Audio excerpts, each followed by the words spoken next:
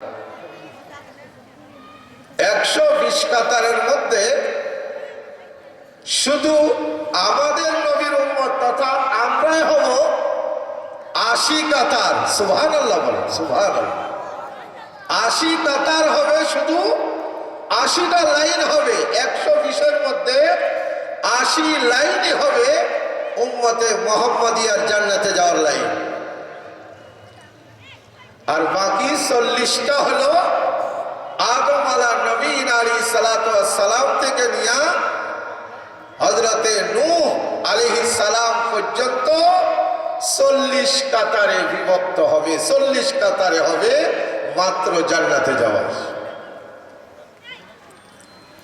मुबारक बाद दुनिया में के शाहे मुरसली आया, मुबारक बाद दुनिया में के शाहे मुरसली आया, के बढ़कर जिनसे पैगंबर नहीं आया, नहीं आया। আমাদের নবী জনাব মুহাম্মদুর রাসূলুল্লাহ সাল্লাল্লাহু আলাইহি ওয়াসাল্লাম সকল নবীদের থেকে সেরা নবী। সুবহানাল্লাহ বলেন। তিনি সর্বশেষ নবী এবং সর্বশ্রেষ্ঠ নবী। সুবহানাল্লাহ। আল্লাহ আমাদেরকে এমন নবীর উম্মত হওয়ার সৌভাগ্য দান করেছেন। আলহামদুলিল্লাহ। কে শুকরিয়া আদায় করবেন না? আলহামদুলিল্লাহ। আল্লাহ এমন দামি নবীর উম্মত বানিয়েছেন, যেই নবীর উম্মতের জান্নাতে যাওয়ার লাইন হবে 120-এর মধ্যে 80টা। 80টা লাইনই হবে এই উম্মতে মুহাম্মাদিয়ার লাইন। এত বড় দামি নবীর উম্মত আমরা হতে পেরেছি। আল্লাহর নবীকে আল্লাহ যদি সৃষ্টি না করতেন, আল্লাহ আসমান জমিন গ্রহ নক্ষত্র পশু পাখি তৃণলতা এই জড় বা জীব কোনো কিছুকে আল্লাহ সৃষ্টি করতেন না। তিনি হলেন এই দুনিয়ার দুলা। বিয়ে বাড়ির মধ্যে যত আয়োজন, যত সাজসজ্জা, যত খাবার দাবার, সব কিছুর আয়োজন কাকে কেন্দ্র করে? ওই দুলাকে কেন্দ্র করে। তদুরূপ অনুরূপ ভাবে পৃথিবীর ওয়ালাকাদ যায়্যানা সামাআদ দুনিয়া বিমাসাবিহা, আল্লাহ এই আসমানকে তারকারাজি লাইট চালিয়ে,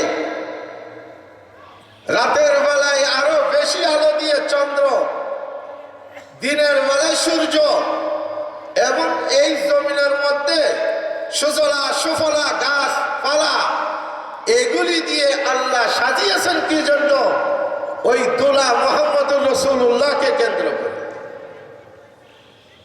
এই জন্য আল্লাহর দরবারে আবারও শুকরিয়া আদায় করি যে আল্লাহ আমাদেরকে নবীদের মধ্যে থেকে শ্রেষ্ঠ নবী, সর্বশেষ নবী এবং সর্বশ্রেষ্ঠ নবীর উম্মত বানিয়েছেন।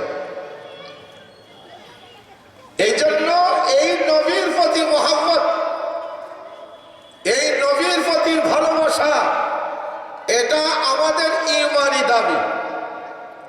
বলেন, এই নবীর প্রতি ভালোবাসা, এই নবীর প্রতি মুহাব্বত, এটা কিসের দাবি? বলেন, ঈমানের দাবি। قال النبي صلى الله عليه وسلم لا يؤمن أحدكم حتى أكون أحب إليه من والده وولده والناس أجمعين। আল্লাহ নবী জনাবে মুহাম্মদুর রাসূলুল্লাহ সাল্লাল্লাহু আলাইহি ওয়াসাল্লাম ইরশাদ করেন, ও আমার উম্মতের নারী পুরুষ, তোমরা ওই পর্যন্ত সত্যিকার অর্থে ঈমানদার হতে পারবা না, নিজেকে ঈমানদার বলে দাবি করবা না, যতক্ষণ না পর্যন্ত তোমাদের অন্তরে আমি নবীর প্রেম, নবীর ভালোবাসা, নবীর মহাব্বত, তোমার বাবা, তোমার সন্তান, তোমার নেতা নেত্রী সহ যত তোমাদের কাছে প্রিয় জিনিস আছে সব থেকে যতক্ষণ আমি নবী তোমাদের অন্তরে প্রিয় না হব, ততক্ষণ পর্যন্ত তোমরা সত্যিকারের ঈমানদার দাবি করতে পারো না। অতএব আমরা সত্যিকার অর্থে খাঁটি ঈমানদার হতে হলে নবীর মহব্বত লাগবে। নবীর মহব্বত যেভাবে সাহাবায়ে কেরাম করেছেন সেভাবে আমাদেরকে নবীর মহব্বত অন্তর অর্জন করতে হবে। এজন্য বলা হয় খোদা প্রাপ্তির পূর্ব শর্ত হলো রসুল প্রেম। কথাটা মনে রাখবেন, খোদা প্রাপ্তির পূর্ব শর্ত রসুল প্রেম। আল্লাহকে পাওয়ার জন্য, আল্লাহকে নিজের বানানোর জন্য, আল্লাহর প্রিয় হওয়ার জন্য, আল্লাহর আস্থাভাজন আর প্রিয় ভাজন হওয়ার জন্য প্রথম শর্ত হলো নবীর মহব্বত, নবীর ভালোবাসা অর্জন করতে হবে। সেটা আল্লাহ নিজেই বলে দিয়েছেন কোরআনে, قل إن كنتم تحبون الله فاتبعوني يحببكم الله ويغفر لكم ذنوبكم والله غفور رحيم। আল্লাহ নিজেই বলেন, ও আমার বান্দা বান্দি, তোমরা যদি আমি আল্লাহর ভালোবাসা, আমি আল্লাহর মহব্বত, আমি আল্লাহর প্রেম যদি চাও, আর এটা তো চাইতেই হবে। কি বলেন, কোনো পাগলে, এমন কোনো পাগলও নাই, এমন কোনো কাফেরও নাই যে নাকি সে বলবে যে ভগবানের সাথে, গডের সাথে, ঈশ্বরের সাথে, আল্লাহর সাথে আমার কোনো সম্পর্ক নেই, আল্লাহ আমার সাথে শত্রুতা পোষণ করুক, এরকম কোনো পাগলও বলবে না। বলে সবাই চায় আল্লাহর প্রেম হাসিল করা, সকলে চায়। এমনকি ইহুদিরা, যে ইহুদিদের সম্পর্কে আল্লাহ নিজেই বলেছেন এরা হলো আমার পক্ষ থেকে ধিক্কৃত এবং গজবপ্রাপ্ত সম্প্রদায়। সূরা ফাতিহার মধ্যে আমরা শেষের আয়াতটা কি পড়ি বলেন তো? গায়রিল মাগদুবি আলাইহিম ওয়ালাদ-দাল্লিন। এই আয়াতের মধ্যে আমরা আল্লাহর কাছে পানা চাই, আয় আল্লাহ ইহদিনাস সিরাতাল মুস্তাকিম। সিরাতুল মুস্তাকিম সঠিক, সহজ এবং সরল পথে আমাদেরকে পরিচালিত করুন। আমরা যত সঠিক পথে, সহজ পথে, সরল পথে, জান্নাতের পথে চলতে পারি। আর শরীর সরল আর সহজ আর সঠিক পথ হলো নবীদের পথ, শহীদদের পথ, নেককার আল্লাহর ওলিদের পথ এবং নেককার মুমিনদের পথ। এরা যেই পথে চলে, নবীরা যেই পথে চলেছে, আল্লাহর ওলিরা যেই পথে চলেছে, এরকম নেককার দিনদার মুমিনরা, নেককার বুজুর্গরা যেই পথে চলেছে, আল্লাহ তুমি আমাদেরকে সেই পথে পরিচালিত করো। তার সাথে সাথে আল্লাহ আবার এই দোয়াটাও আমাদেরকে শিখিয়ে দিয়েছেন, তোমরা আমার কাছে দোয়া করো, গায়রিল মাগদুবি আলাইহিম ওয়ালাদ-দাল্লিন। গায়র শব্দের অর্থ হলো ব্যতীত, মানে এটা নয়, এটা ছাড়া। অর্থাৎ যাদের উপর আল্লাহ তুমি রাগান্বিত হয়েছ, যাদের উপর তোমার ক্ষোভ রয়েছে, যাদের উপর তোমার রাগ রয়েছে, তাদের পথে আমাদেরকে পরিচালিত করেন না। এবং যারা পথভ্রষ্ট, গুমরাহ হয়ে গেছে, সঠিক রাস্তা ছিটকে গেছে, সঠিক রাস্তার দিকে সরে গেছে, তাদের পথেও আমাদেরকে পরিচালিত করেন না। তাহলে দুই শ্রেণীর মানুষের দুই রকম পথ থেকে আমাদেরকে আল্লাহ শিখিয়ে দিলেন, আমার কাছে কি চাও? পানা চাও। প্রথম নম্বর হলো আল্লাহ রাগ করেছেন, আল্লাহর গুসা যাদের উপর সম্প্রদায় থেকে মুফাসসিরিনে কেরাম সকল তাফসীরের কিতাবের মধ্যে এক বাক্যে একমত হয়েছেন, তারা হলো ইহুদি সম্প্রদায়, যাদের উপর আল্লাহ রাগান্বিত হয়েছে, যেটা অন্য আয়াতের মধ্যে আল্লাহ ইরশাদ করেন, ওয়াজুরিবাত আলাইহিমুজ জিল্লাতু ওয়াল মাসকানা ওয়া বাউ বিগাযাবিন মিনাল্লাহ। ইহুদিদের সম্পর্কে আল্লাহ বলে যে তাদের উপর জিল্লতি, অপমান, লাঞ্ছনা আর অভাবকে আমি আল্লাহ চিরস্থায়ীভাবে লাগিয়ে দিয়েছি। তারা পৃথিবীর মধ্যে লাঞ্ছিত অবস্থায় থাকবে, অভাব অনটনের মধ্যে থাকবে, এবং ওরা যেখানেই থাক না কেন, থাক সেখানে ফিলিস্তিন, থাক অন্য কোনো দেশে, যেখানেই থাক না কেন, তাদের ওপর আমি আল্লাহর পক্ষ থেকে সর্বক্ষণ আমি আল্লাহর লানত আর গজব বর্ষণ হবে। এটা হলো লানতপ্রাপ্ত দল। আল্লাহর পক্ষ থেকে আল্লাহর গুসা আর রাগান্বিত দল হলো, আল্লাহর খৌফ আর রাগ যাদের প্রতি রয়েছে, এরা হলো ইহুদি। এবং গায়রিল মাগদুবি আলাইহিম ওয়ালাদ-দাল্লিন। আদ-দাল্লিন মানে পথভ্রষ্ট। এখান থেকে মুফাসসিরিনে কেরাম বলেছেন এরা হলো খ্রিস্টান জগতেরা।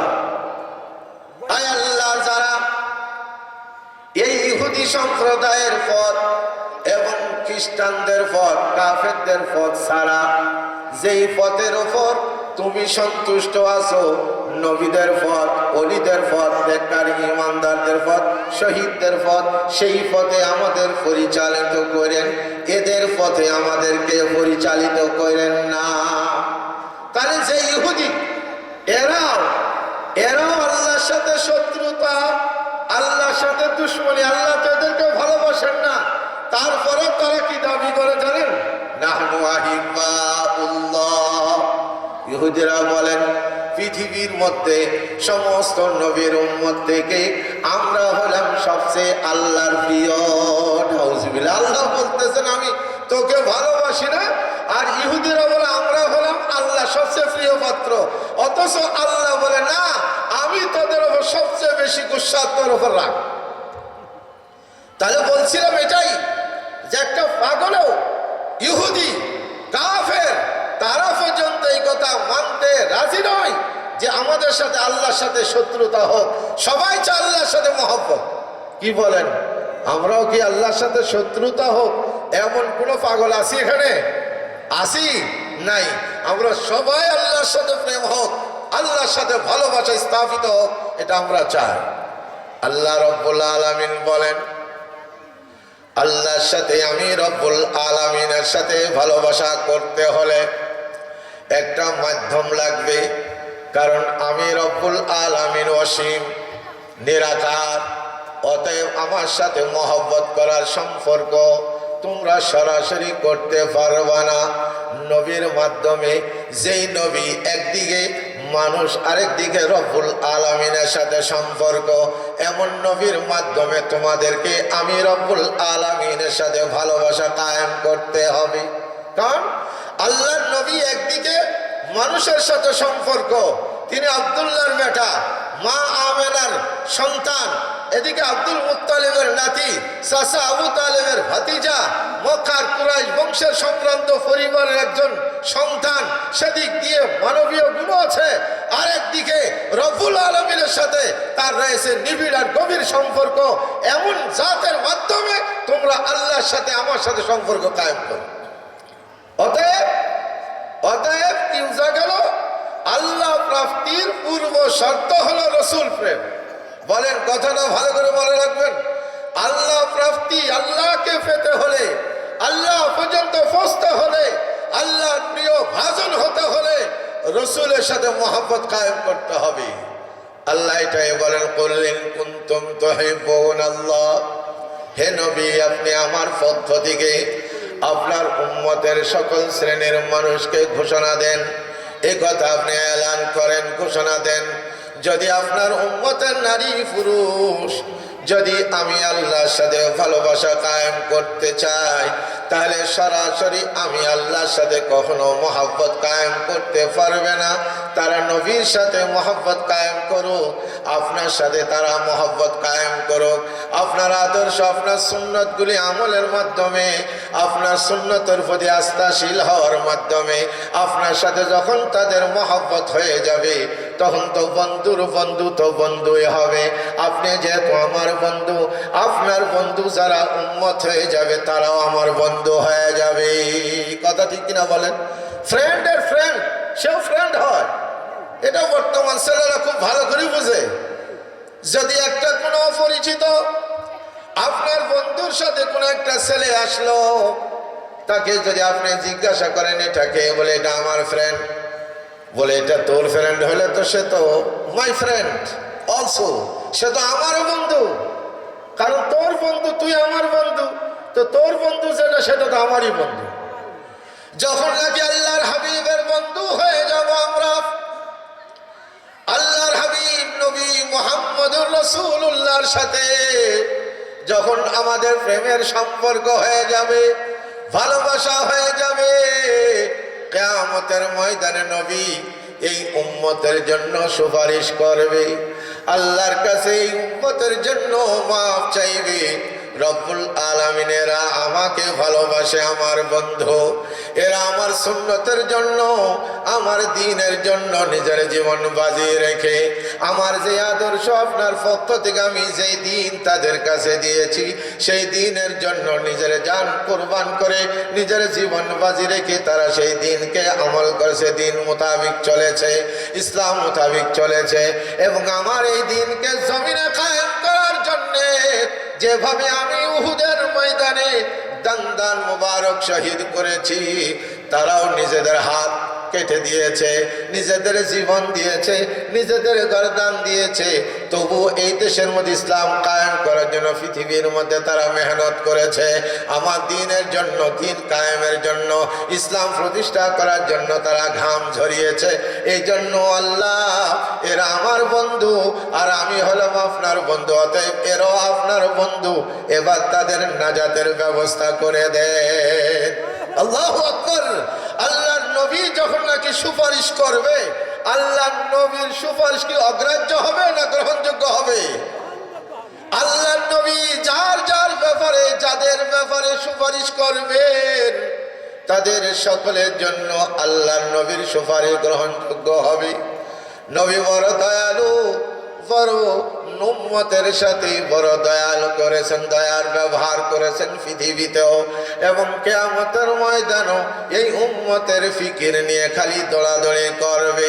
কখন আল্লাহর নবী সাহাবায়ে কেরাম বললেন, ইয়া রাসূলুল্লাহ, কিয়ামতের ময়দানে আপনাকে আমরা কোথায় পাবো? এত বড় বিশাল ময়দান, যেখানে দুনিয়ার যত মানুষ এই পর্যন্ত চলে গেছে, বর্তমানে যারা আছে, ভবিষ্যতে যারা আসবে, সবাইকে একত্রিত করা হবে। সেই জায়গায় আপনাকে আমরা কোথায় খুঁজে পাবো? আল্লাহ নবী বললেন, আমার উম্মত, তোমরা আমাকে পাইবা হাউজে কাউসারের পাড়ে। আমি একটু চেষ্টা করব, আমার নিজ হাতে তোমাদের মুখের মধ্যে একটা হাউজে কাউসারের পানি তুলে দিব। কারণ আল্লাহ নবী বলেন, এই হাউজে কাউসারের পানি তুলে দেওয়ার পরে জান্নাতে যাওয়ার আগ পর্যন্ত আর পিপাসা লাগবে না। এর মানে হাউজে কাউসারের পানি পান করাই মানে সে জান্নাতি হয়ে যাওয়া নিশ্চিত হয়ে যাবে। আমার উম্মতকে আমি হাউজে কাউসারের পানি পান করানোর জন্য ব্যস্ত থাকবো। আবার কখনো যাইয়া ওই মিজানের পাল্লায় আমার উম্মতের নেকি আর বদি যেখানে ওজন দেওয়া হবে, ওই মিজানের পাল্লায় দাঁড়িয়ে দাঁড়িয়ে আল্লাহর কাছে বলতে থাকবো, জিবরাইলের কাছে বলতে থাকবো, ভাইজান, আমার উম্মতের নেকির পাল্লাটাকে তুমি একটু চাইফা ভারী করে দাও, যাতে আমার উম্মত জান্নাতি হয়ে যায়। আল্লাহু আকবার বলেন। আল্লাহর নবী সেই হাউজে কাউসারের পারে আবার কখনো যায় মিজানের পাল্লার পাশে দাঁড়াবেন, উম্মতের ওজনটা যেন ভারী হয়ে যায়, উম্মত যেন নাজাত পেয়ে যায়, জান্নাতি হয়ে যায়। আবার কখনো দৌড়ায়া চলে যাবেন ফুলসিরাতের রাস্তায়, ওই ফুলসিরাত যেটা চুলের থেকে চিকন, ধারালো ছুরির থেকে আরো ধার, নিচে আছে জাহান্নাম। এই ফুলসিরাতের উপর উম্মত যখন উঠবে, যদি তার আমল যদি নেক বেশি না থাকে, সে যদি জান্নাতি না হয়, তাহলে মাঝপথে ওই ছুরির দিকে ধারালো ফুলসিরাতের মধ্যে কাটা পড়ে নিচে জাহান্নামের মধ্যে পড়ে যাবে। নবী বলেন, আমি ওইখানে গিয়া তোমাদেরকে বলবো সাবধান সাবধান, এবং আল্লাহর কাছে বলবো, গো মাবুদ, আমার এই উম্মতকে তুমি সহি সালামতে ঠিক মতে তুমি জান্নাতের ফুলসিরাতটা পার করায়া দাও না আল্লাহ। এই জন্য নবী हुआ दुनिया में खत्मुल अंबिया, जब चांद सा पैदा किया इस्लाम से रोशन, जहाँ पे हर किनारा है जहन्नम से बचे हमरा है, जन्नत को जो बतलाया यहाँ पर ये इनायत और वहाँ शाफे हमारा है, किया कुछ भी नहीं सामान उक़बा का, बड़ा गम है मगर ज़ाते पैगंबर का, क़यामत में सहारा है। अल्लाहु अकबर बोलेন, কিয়ামতের ময়দানে এই উম্মতে মুহাম্মাদিয়ার জন্য, আমাদের জন্য জান্নাতে যাওয়ার সবচেয়ে বড় পুঁজি হলো আমাদের নবী মুহাম্মদুর রাসূলুল্লাহ সাল্লাল্লাহু আলাইহি ওয়াসাল্লাম। আমাদের হাতে রয়েছে সবচেয়ে বড় পুঁজি, এই আল্লাহর নবী। কিয়ামতের ময়দানে গিয়া যদি নবীর দরবারে একটু দাঁড়াতে পারি, আল্লাহর নবীকে যদি আমি এটা বোঝাইতে পারি, ইয়া রাসূলুল্লাহ, আমি আপনার উম্মত, আপনার সুন্নতের জন্য মানুষের গাল খেয়েছি, মানুষের টিটকারি আর মজাক সহ্য করেছি, আপনার এই সুন্নতের জন্য, আপনার সুন্নতি লেবাসের জন্য, আপনার চেহারা সুন্নতের জন্য, দাড়ির জন্য, টুপির জন্য, মিসওয়াকের জন্য কত রকমের লাঞ্ছনার শিকার হয়েছে, কত প্রকারের অপরাধের শিকার হয়েছি, কত রকমের গালিগালাজ তিরস্কারের শিকার হয়েছি। তারপরে ইয়া রাসূলুল্লাহ, আপনার সুন্নতকে কখনো ছাড়ি নাই। মানুষ তিরস্কার করুক, চাচা বলুক, গালি দিক, যত রকমের কথা বলুক না কেন, তবু আপনার সুন্নতকে আমি ছাড়ি নাই। আপনার সাথে আমার মহব্বতের সম্পর্ক। ইয়া রাসূলুল্লাহ, আজ আপনি আপনার এই গুনাহগার, এই নগণ্য উম্মতের জন্য আপনি একটু সুপারিশ করুন না। সাথে সাথে আল্লাহর নবী ওই উম্মতের জন্য সুপারিশ করবেন। নবীর সাথে সাথে সুপারিশ কবুল করে আল্লাহ তাকে জান্নাত দিয়ে দেবেন। বলেন সুবহানাল্লাহ। কিয়া কুছ ভি নেহি সামা ने उक़बा का, बड़ा गम है मगर ज़ाते पैगंबर का, क़यामत में सहारा है। रोज़ हशरे বলবো গিয়ে, প্রভু আমল মোদের নাই। রোজ হাশরে বলবো গিয়ে, প্রভু আমল মোদের নাই। তোমার বন্ধুর প্রেমিক মোরা তাই জান্নাত যেতে চায়। আল্লাহু আকবার বলেন। যদি এই কথা বলতে পারি, ও রব্বুল আলামিন, আমার কোনো আমল নাই, আমার কোনো এত কিছু নাই, আমি একটা পুঁজি নিয়ে এসেছি, সেটা হলো আমি তোমার বন্ধুর প্রেমিক, তোমার বন্ধুকে আমি ভালোবাসি, তোমার বন্ধুকে আমি মহব্বত করেছি, তোমার বন্ধুর সুন্নাতকে আমি ভালোবেসেছি। রব্বুল আলামিনের উসিলা করে তুমি আমারে মাফ করে দাও। আল্লাহ রব্বুল আলামিন বন্ধুর উসিলাই আমাদেরকে মাফ করে দিবেন। বলেন সুবহানাল্লাহ। এই জন্য নবীর সাথে মহব্বত আর প্রেম ভালোবাসা কায়েম করতে হবে। যেমনি ভাবে সাহাবায়ে কেরাম আল্লাহ নবীর সাথে প্রেম ভালোবাসা কায়েম করে তারা দুনিয়ার মধ্যে সফল কাম হয়ে গেছে, আমরাও যদি নবীর সাথে ভালোবাসা কায়েম করতে পারি, নবীর সুন্নতের সাথে মহব্বত কায়েম করতে পারি, নবীর সুন্নতের সাথে ভালোবাসা যদি কায়েম করতে পারি, তাহলে আমরাও সফল কাম হব, দুনিয়ার জিন্দেগিতেও হয়ে যাব, আখিরাতের জীবনেও আমরা কামিয়াব হয়ে যাব। এই জন্য নবীর সাথে মহব্বত अजब चीज है इश्क़ शाहे मदीना,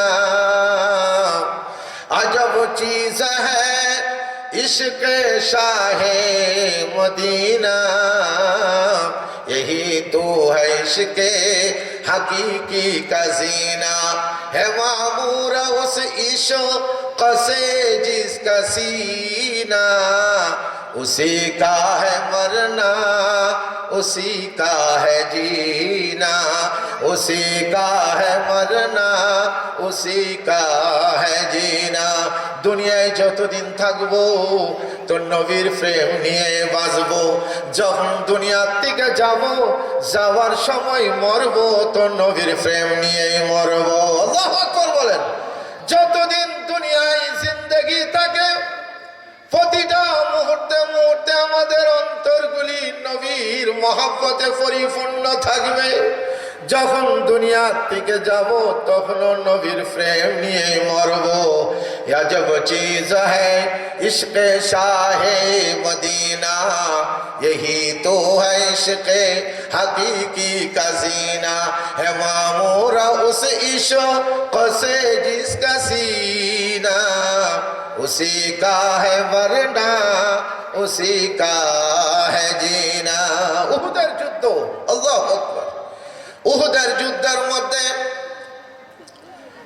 যখন নাকি আল্লাহর নবী উহুদের যুদ্ধের মধ্যে দান শহীদ হয়েছে, এক দুষ্ট বদমাইশ এক কাফের পাথর ছুঁড়ে মেরেছে। মাথার মধ্যে আল্লাহর নবীর হেলমেট ছিল, লোহার কড়া মাথার ভিতরে ঢুকে গেছে। আল্লাহু আকবার। এবং চেহারার মধ্যে দুটি দাঁত পড়ে গেছে, আল্লাহর নবীর দান শহীদ হয়ে গেছে। ওদিকে মদিনার মধ্যে মহিলারা যারা যুদ্ধে আসেনি, ওই মদিনার মধ্যে শয়তান একটা গুজব রটায়া দিল, জিন্না মুহাম্মাদান কাদ কুতিল। ও মদিনার মুসলমানেরা, তোমরা আর কার প্রতি তোমরা আস্থাশীল থাকবা? কালিমা যে মুহাম্মদের পড়েছো, লা ইলাহা ইল্লাল্লাহ মুহাম্মাদুর রাসূলুল্লাহ, যে মুহাম্মদের কালিমা তোমরা পাঠ করেছো, সেই মুহাম্মদ তো মারা গেছে, দুনিয়া থেকে বিদায় হয়ে গেছে। অতএব তোমরা আর মুসলমান থাইকা লাভ কি? তোমরা আবার বাপদাদার ধর্মে, পুরাতন ধর্মে আবার ফিরে যাও।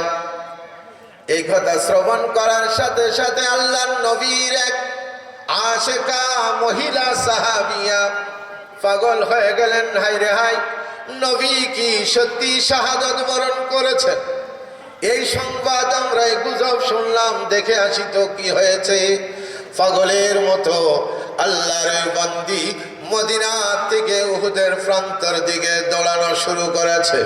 এটাই হলো মহব্বত। আল্লাহর নবীর এই আশিকা পাগলি উম্মত, প্রেমিকা উম্মত যখন দৌড়ায় যায়, কত দূর যাওয়ার পরে কিছু সংখ্যক সাহাবায়ে কেরাম মহিলাকে চিনতে পেরেছেন। চিনতে পারার পরে বলেন, জানা বোন, আপনি অগ্রসর হয়েন না, সামনে যায়েন না, কারণ কারো হাত কাটা, কারো নাক কাটা, এবং তার নিজস্ব আত্মীয় তার স্বামী এই যুদ্ধে শাহাদাত বরণ করেছে। এই জন্য বলল, বন্ধুরা আমার, আল্লাহ আপনার স্বামীকে কবুল করে নিয়েছেন, আপনার স্বামী জান্নাতি হয়ে গেছে। সুবহানাল্লাহ বলেন। জান্নাতে যাওয়ার সবচেয়ে সহজ এবং একেবারে সোজা রাস্তা হলো জিহাদের ময়দানে শাহাদাত বরণ করা। সুবহানাল্লাহ বলেন। শাহাদাত বরণ করা জান্নাতে যাওয়ার জন্য সবচেয়ে বড় সহজ রাস্তা। সাহাবায়ে কেরাম বলেন, বোন আপনি এখান থেকে চলে যান, হয়তো আপনি স্বামীর খোঁজ নেওয়ার জন্য এসেছেন, আপনার স্বামী শাহাদাত বরণ করেছে, শহীদ হয়ে গেছে, আপনি এখান থেকে মদিনায় চলে যান। সামনে আর যায়েন না। আল্লাহ নবীর এই আশেকা পাগলি উম্মত হাতে ইশারা করে আমার রাস্তা ছেড়ে দাও, আমি আরো সামনে যেতে চাই। আর কত দূর যাওয়ার পর আর কিছু সাহাবায়ে কেরাম আবার পথ আগলে ধরল, বোন আপনি যায়েন না, আপনার বাবা এই যুদ্ধের মধ্যে এসেছে, মনে হয় আপনি বাবার সংবাদ নেওয়ার জন্য এসেছেন। আপনার বাবাও শহীদ হয়ে গেছে, আল্লাহ তাকে জান্নাতের জন্য কবুল করে নিয়েছে। মহিলা তার উপরে কোনো কথা বলে না, বলে রাস্তা ছেড়ে দেন আপনারা। আবার ওর কদ্দুর সামনে যাওয়ার পর আর কিছু সাহাবায়ে কেরাম আবার পথ আটকে দিয়েছে। আপনি হয়তো আপনার সন্তানদের খোঁজ নেওয়ার জন্য এসেছেন, আপনার সন্তানকে আল্লাহ কবুল করে নিয়েছেন, জান্নাতি হয়ে গেছে, উহুদের প্রান্তরে এসে শহীদ হয়ে গেছে। আল্লাহ নবী এবারও আল্লাহ নবীর এই আশিকা সাহাবিয়া, এই মহিলা সাহাবী যিনি তার অন্তরে নবীর প্রেম টকবক করে ফুটতেছে, বলে রাস্তা ছেড়ে দেন। আরো সামনে যাওয়ার পরে আবার রাস্তাটায় বলতেছে, আপনার যে ভাই যুদ্ধের মধ্যে অংশগ্রহণ করেছেন, আপনি মনে হয় ভাইয়ের সংবাদ নেওয়ার জন্য এসেছেন, আপনার ভাইকেও আল্লাহ কবুল করে নিয়েছেন, শহীদ হয়ে গেছে। এবার মহিলা মুখ খুলে বললেন, আমি আমার বাবার সংবাদ নেওয়ার জন্য এখানে আসি নাই, আমি আমার ছেলের সংবাদ নেওয়ার জন্য আসি নাই, আমার স্বামীর সংবাদের জন্য আসি নাই, আমি আমার ভাইয়ের সংবাদ নেওয়ার জন্য আসি নাই। আমি মদিনার থেকে গুজব শুনেছি, এক আওয়াজ শুনেছি, সে নবী মুহাম্মদুর রাসূলুল্লাহ নাকি শহীদ হয়ে গেছেন, দুনিয়ার থেকে আমাদেরকে আলবিদা বলে চলে গেছেন। আমি কারোর সংবাদ নিতে আসিনি, আমি মুহাম্মদুর রাসূলুল্লাহ সংবাদ নিতে এসেছি। আপনাদের মুখে কেন তালা লাগানো? আপনি আমার ভাইয়ের সংবাদ দিচ্ছেন, আমার বাবার সংবাদ দিচ্ছেন, আমার স্বামীর সংবাদ দিচ্ছেন, আমার সন্তানের সংবাদ দিচ্ছেন। আমি এদের থেকে যাকে আমার অন্তরে বেশি মহব্বত করি, ভালোবাসি, তিনি হলেন সৈয়দুল মুরসালিন রাহমাতুল লিল আলামিন, মদিনাওয়ালা নবী মুহাম্মদুর রাসূলুল্লাহ সম্পর্কে কেউ কিছু বলছো না কেন? তখন সাহাবায়ে কেরাম মাথা নিচু করে বলে, বোনরে, আল্লাহর নবী একটু আহত হয়েছে কিন্তু এখনো সুস্থ আছে। আল্লাহর নবীর এই প্রেমিকা বন্দী, আল্লাহর নবীর এই প্রেমিকা উম্মতিয়া, তিনি বললেন, না না, আমি যতক্ষণ পর্যন্ত আমার স্বচক্ষে দুনয়নে নবীকে না দেখবো ততক্ষণ পর্যন্ত আমার কলিজা ঠান্ডা হবে না। নিয়ে গেল মুক্তাবুর মধ্যে, আল্লাহর নবী ব্যান্ডেজ বাঁধা আছে। আল্লাহর নবীর সাথে যখন সাক্ষাৎ হয়, ও কুল্লু মুসিবাতিন সাহালুন ইয়া রাসূলুল্লাহ। আল্লাহর নবীর এই প্রেমিকা বন্দী আল্লাহর নবীকে দেখার পর এক চিৎকার দিয়ে আওয়াজ দিলেন, ইয়া রাসূলুল্লাহ, আমার বাবা শহীদ হয়ে গেছে, তে কোনো আমার দুঃখ নাই, আমার ছেলেও শহীদ হয়ে গেছে, দুঃখ নাই, আমার ভাই শহীদ হয়ে গেছে, দুঃখ নাই, আমার স্বামীও নিহত হয়েছে, কোনো দুঃখ নাই। ইয়া রাসূলুল্লাহ, আপনি যখন সুস্থ আছেন, জীবিত আছেন, আমার সমস্ত মুসিবত আমার থেকে হালকা হয়ে গেছে। বলেন সুবহানাল্লাহ। अजब चीज है इश्क़ शाहे मदीना, यही तो है इश्क़ हकीकी का जीना, है मामूर उस इश्क़ से जिसका सीना, उसी का है मरना, उसी का है जीना। এই মহিলা সাহাবীর মতো, আল্লাহর নবীর সাহাবায়ে কেরামের মতো আমরাও দুনিয়ায় যতদিন থাকবো তো নবীর প্রেম নিয়ে থাকবো, দুনিয়ার থেকে যাব তো নবীর প্রেম নিয়েই দুনিয়ার থেকে ইন্তেকাল করব। তৈরি আছি তো ইনশাআল্লাহ? তৈরি না আপনারা? একটু বলেন ইনশাআল্লাহ তৈরি আছেন তো? আল্লাহ কবুল করুন। আল্লাহর নবীর প্রেম আর মহব্বত, দুনিয়ায় যতদিন থাকবো ততদিন আল্লাহর নবীর প্রেম নিয়ে বসবাস করব। আল্লাহর নবীকে কেউ মন্দ বলবে, আমি যদি জীবিত থাকি আমার সামনে নবীকে কেউ মন্দ বলবে, আমি তাকে ছেড়ে দিয়ে কথা বলবো না। কথা ঠিক কিনা বলেন? এটাই তো নবীর প্রেম আর মহব্বতের ভালোবাসার লক্ষণ। আপনি যাকে ভালোবাসেন বাবাকে ভালোবাসেন, মাকে ভালোবাসেন, ভাইকে ভালোবাসেন, সন্তানকে ভালোবাসেন, তাহলে এই ভালোবাসার খাতিরেই তো আপনার যদি বাবার বিরুদ্ধে মায়ের বিরুদ্ধে কেউ যদি বকা দেয়, গালি দেয়, আপনি সহ্য করতে পারেন না। কথা ঠিক কিনা কন? নিজের যত শক্তি আছে সবগুলি প্রয়োগ করে তার থেকে প্রতিশোধ নেওয়ার জন্য তৈরি হয়ে যান। অথচ নবী বলেন, আমার কাছে আমার বাবার থেকে, আমার সন্তান, আমার আত্মীয় স্বজন সবার থেকে নবীর প্রেম বেশি থাকতে হবে, অন্যথায় আবার ইমানদার, আমার ইমান পরিপূর্ণ হবে না। অতএব যদি সত্যিকার অর্থে আমি নবী প্রেমিক হয়ে থাকি, নবীর আশিক হয়ে থাকি, নবীকে কেউ গালি দিবে, নবীকে কেউ মন্দ বলবে, এটা আমরা কখনো বরদাস্ত করতে পারবো না। কথা ঠিক কিনা বলেন?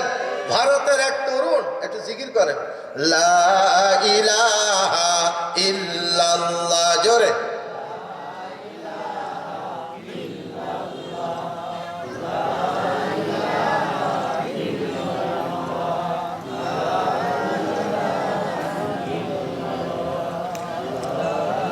লা ইলাহা ইল্লাল্লাহ, কারো ভরসা করিস নে তুই, এক আল্লাহ ভরসা কর। আল্লাহ যদি সহায় থাকেন, ভাবনা কিসের কিসের ডর, পড়লা ইলাহা ইল্লাল্লাহ, লা ইলাহা ইল্লাল্লাহ, লা ইলাহা ইল্লাল্লাহ মুহাম্মাদুর রাসূলুল্লাহ। ভারতে যখন বাংলাদেশ, পাকিস্তান, ভারত সব মিলে ভারতীয় উপমহাদেশ ছিল, ব্রিটিশের রাজত্ব চলছিল। ইংল্যান্ড থেকে 7 সমুদ্র 13 নদী পার করে আসা আমাদের এই দেশটাকে, ভারতীয় উপমহাদেশকে তারা দখল করে রাষ্ট্র পরিচালনা করেছে। ওই ইংরেজদের জমানায় একজন হিন্দু, নাম হলো রাজপাল। নাম কি? রাজপাল। এই রাজপাল হিন্দু আল্লাহ নবীর চরিত্রকে হনন করে একটা বই লিখেছে, যেখানে আল্লাহ নবীর স্ত্রীগণ, যেগুলি আমাদের রুহানি মা, উম্মাহাতুল মুমিনিন বলা হয়। উম্মাহাতুল মুমিনিন মানে মুমিনদের মা, রুহানি মা। আয়েশা সিদ্দিকা আমাদের মা, খাদিজাতুল কুবরা আমাদের মা, উম্মে হাবিবা আমাদের মা, হাফসা আমাদের মা, এগুলিকে উম্মাহাতুল মুমিনিন বলা হয়। নবীর স্ত্রীদের নিয়ে অর্থাৎ আমাদের মায়ের চরিত্র হনন করে বিভিন্ন রকমের বাজে লেখা লিখছে। নাম বললাম রাজপাল। বইটার নাম দিয়েছে রঙ্গিলা রসুল। রঙ্গিলা রসুল, যেখানে রসুলের চরিত্র হনন করা হয়েছে, আল্লাহ নবীর স্ত্রীদের সম্পর্কে বাজে কথা লেখা হয়েছে।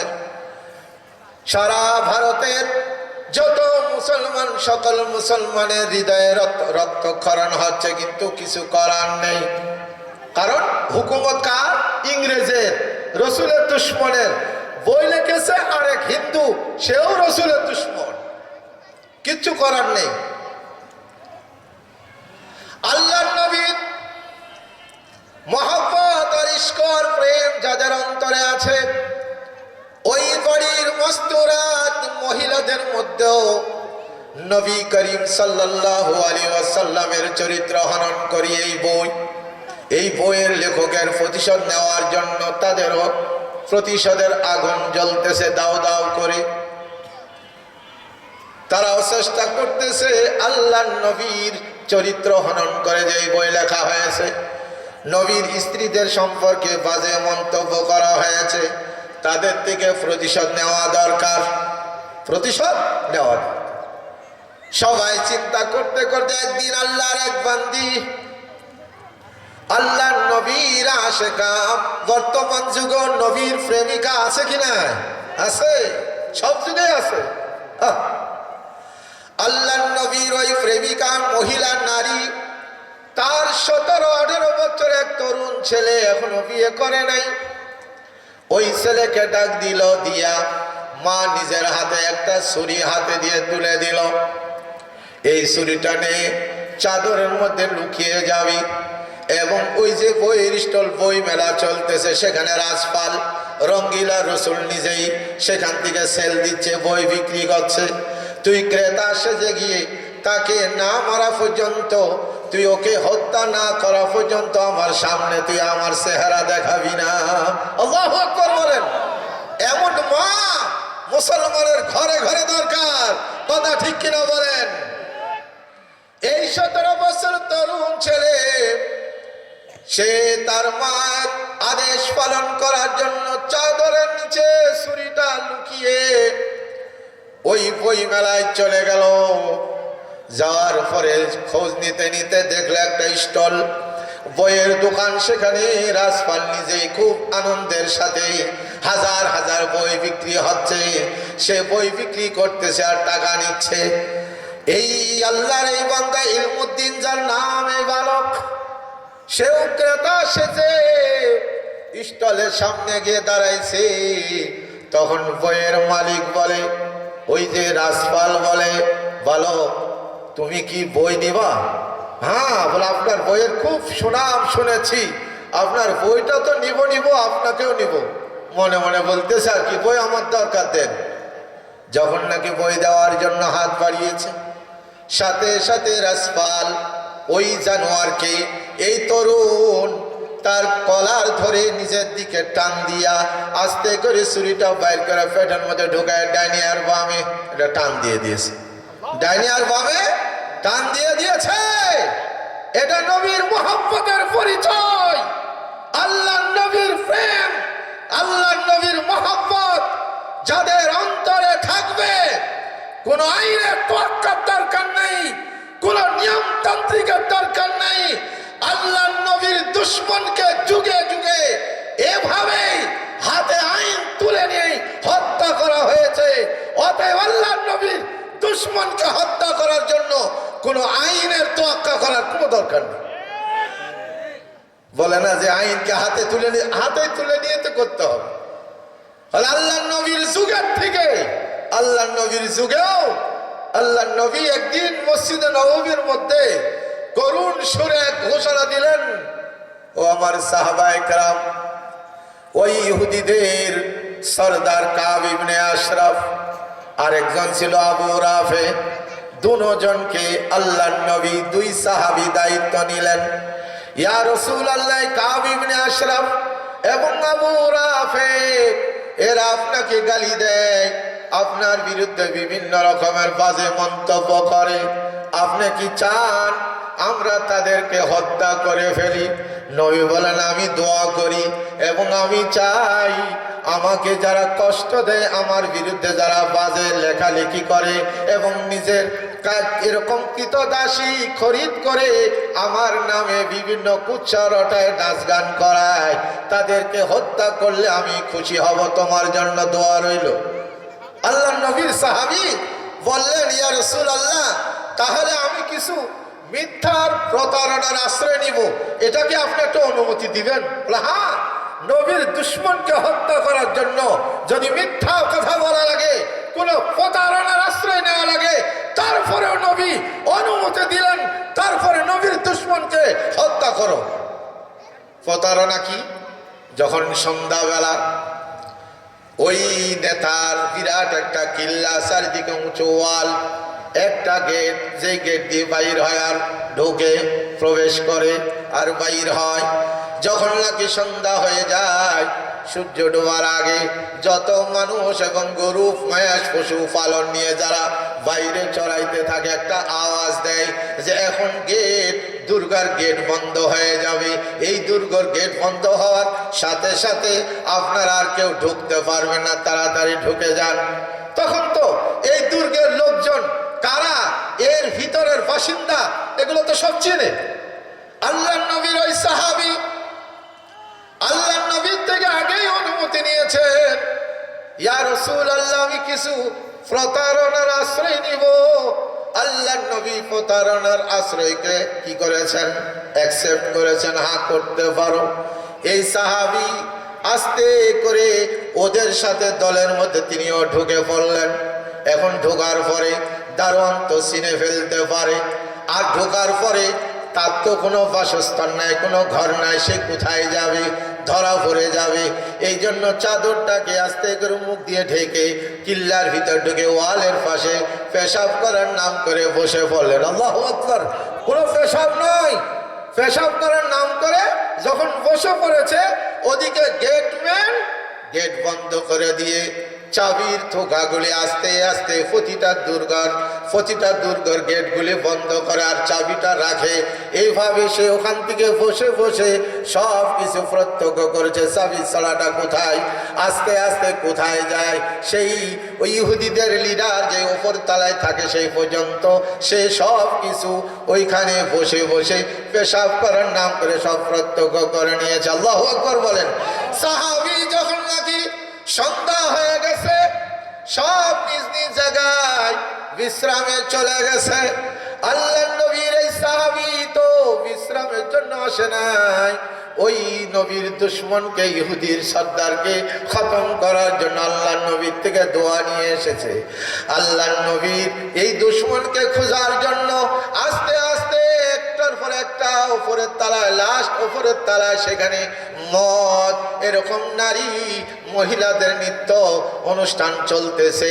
খুব আনন্দের সাথে তিনি অপেক্ষা করলেন। এরপরে যখন নাচ গান শেষ হওয়ার পরে যখন ঘুমাইছে, সব কিছু প্রত্যক্ষ করে আল্লাহর নবীর এই সাহাবী আস্তে আস্তে উঠে গেছে। এখন ঘরের মধ্যে অন্ধকার, লাইট বন্ধ হয়ে গেছে। আর যাকে মারবে ওই নেতা ছাড়া আশেপাশে তো সন্তান আছে, স্ত্রী আছে। ইসলামের মধ্যে কোনো নারীদেরকে, শিশুদেরকে হত্যা করা নিষেধ। এটা আমি জেহাদে এসেছি, এই জন্য নবীর দুশমনকে শুধু মারবো, তার ছেলে সন্তানকে মারবো না। এই জন্য তিনি একটা আওয়াজ দিয়েছেন, আবু রাফে এক ধরনের বিকৃত করে আওয়াজ দিয়েছে। যখন রাতে এখানে কে আসছে, এখানে আওয়াজ, এত রাত্রে এখানে কে আসলো, একটা পিপিলিকা ঢোকার যেখানে কোনো সুযোগ নেই, এখানে মানুষের আওয়াজ কি করি, এই তুই কে কে কে, এই কে কে আওয়াজ শোনার সাথে সাথে ছুরি আর তলোয়ার চালাইছে। যে আওয়াজকে লক্ষ্য করে একেবারে তার বুকের উপর থেকে, পেটের উপর থেকে এমন ভাবে ছুরি চালাইয়া দিছে, একবারে দ্বিখণ্ডিত হয়ে গেছে, দুই ভাগ হয়ে গেছে, তার আওয়াজ বন্ধ হয়ে গেছে। সবাই তো কিল্লার মধ্যে যার যার রুমের মধ্যে ঘুম, কেউ তো আর জানছে না, চুপচাপ আছে। কাজ শেষ, যখন আর কোনো সাউন্ড তার থেকে পাচ্ছে না, তিনি মনে করলেন হয়তো বা এসে জাহান্নামে চলে গেছে, মারা গেছে। তারপর সেখান থেকে নিচে নামছে, নামার পর কিল্লা